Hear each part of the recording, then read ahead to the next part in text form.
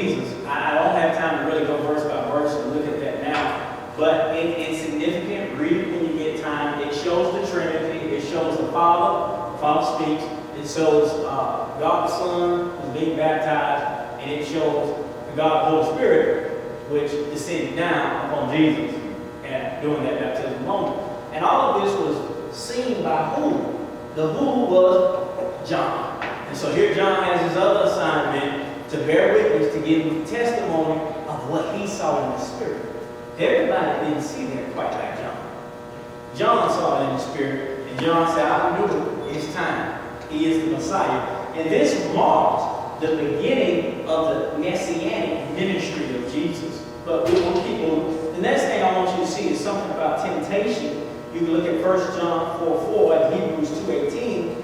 But it was the Spirit of God that sent Jesus to walk in the wilderness. It was the Spirit of God that sent Jesus to walk through the valley. My nephew is 28, and he's an aeronautical engineer.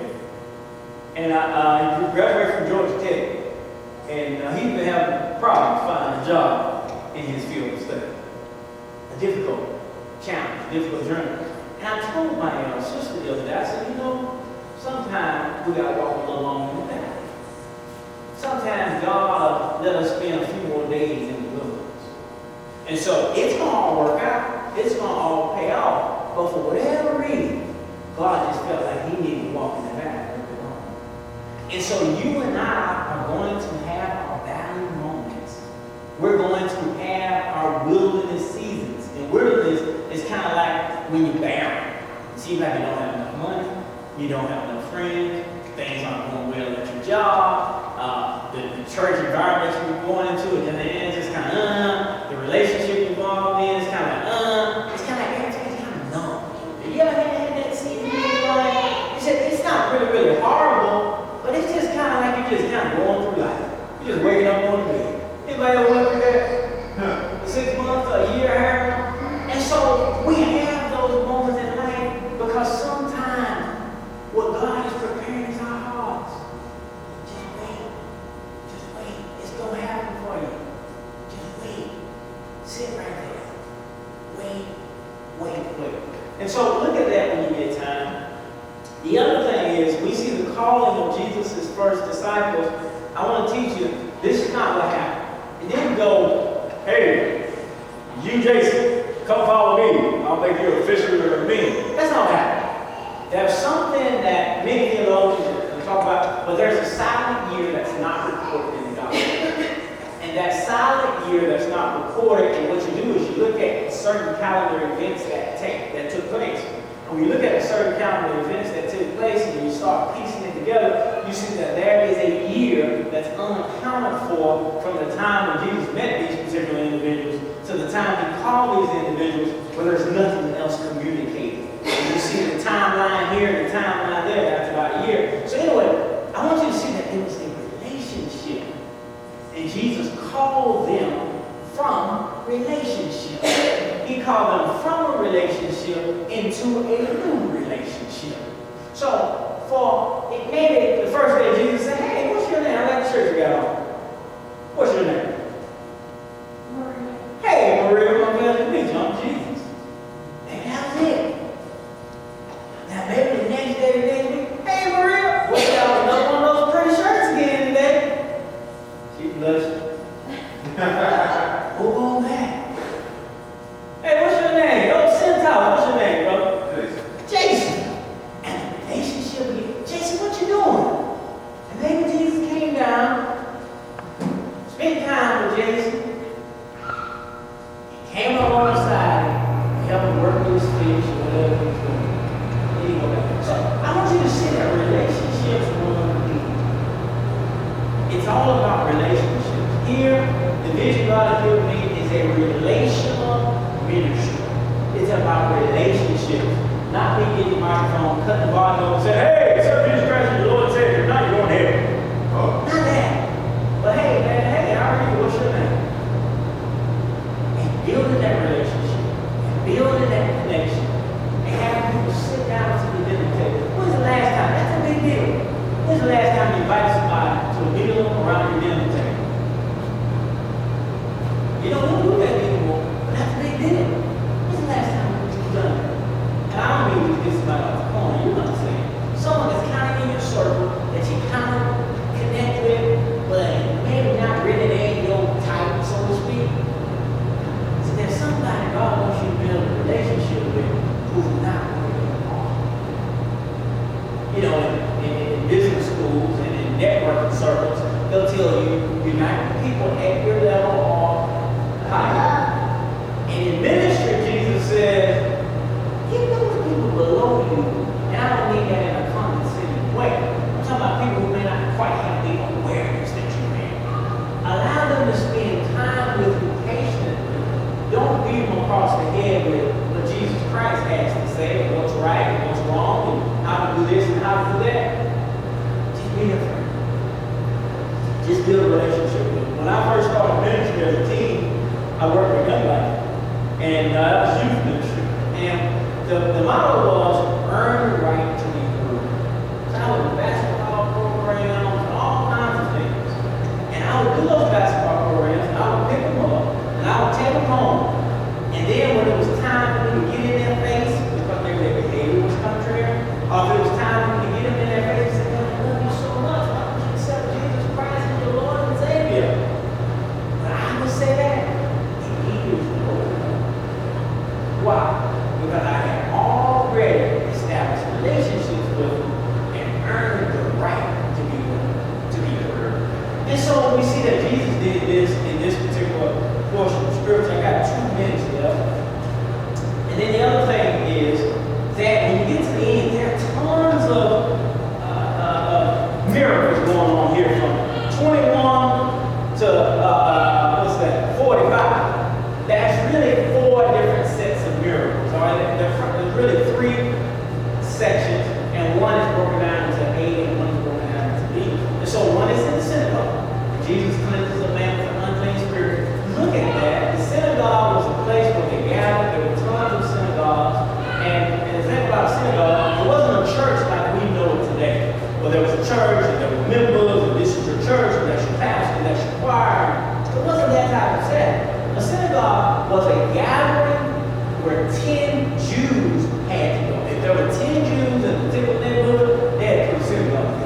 Now, the synagogue oftentimes would be in Patricia's living room, Jason's living room, somebody else's living room. So it wasn't this big cathedral place or anything in this day. And so they had volumes of synagogues.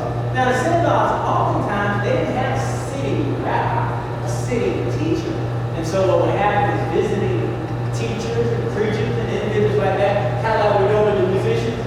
We don't have a sitting band or choir. So we're just trying to find who we can find. Hey, y'all come on in this week. You got to sing for us and minister to our spirit. Well, that's kind of how it was in this day as far as the synagogue was concerned. That's why it's not peculiar and uncommon for Jesus to come in and speak. And then when he spoke, they had so many different speakers coming in all the time. And no one had spoken like this before. So this is not someone who's been used to their pastor for the last 30 years, 40 years, and they only know his voice. They always had this. But they never heard anybody like this. And so it says he had an astonishing way of teaching. It was amazing. He was unique.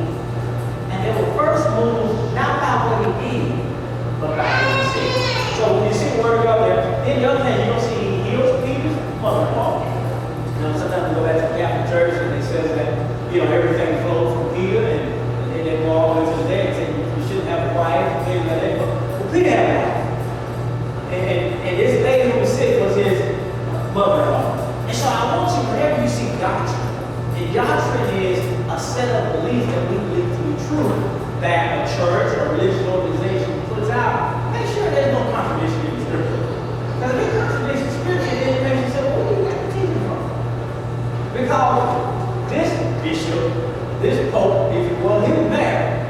And so anyway, interesting portion of scripture. So Jesus heals his mother-in-law, and you look at that one many times. And then it says, many people came to him, and they were healed. And then the last one, you'll see that he talked one more time. And over there in 35, you'll see that he's vision driven. I just don't have time to deal with it today. The next one we'll deal with some more. But he was vision driven. Jesus did everything based on vision. And I think it's October, next month, we're going to be talking about vision in some series. And then the last thing is, we see that he cleanses a leper. I want you to look at that when you get home. He cleanses a leper, and leprosy was really a disease of the blood that manifested itself externally upon the skin. But leprosy really wasn't a skin sickness. It was an ailment in the blood. And so, and you know, look at that when you get home, but how Jesus touched the root of the issue, which is the blood issue. Blood represents life. And so there's a life issue, and Jesus is the new life. And we partake of his life, what, outside of the skin changes. And so just a powerful lesson there, but you read it when you get time. Now what I want to do next week, I'm going to go into chapter 2. I want you to read chapter 2 this week. Just read a little bit at a time, maybe 10 verses. Read it, and then read it some more, and read it some more. And if you really have time, I would challenge you to read the whole chapter, chapter 2. If you can do it in one sitting, that would be the best. Read it in one sitting, something there that kind of trips you up. Don't get tripped up, just keep reading. If you don't know what the word says, just keep reading.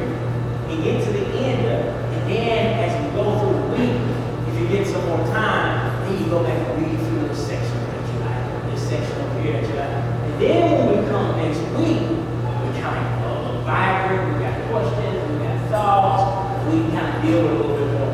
The other thing I would prepare your hearts for is that probably for the next 3 or 4 weeks, it's going to be a little slow. Because it's designed, remember, to be an intermediate/beginner Bible study. And so I want everybody to feel comfortable.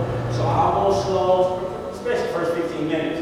And I'll just kind of teach it real slow. Go over a little history, a little bit of basics, so everybody feels comfortable. For instance, today in this class, we talked about how many gospels are there? 4.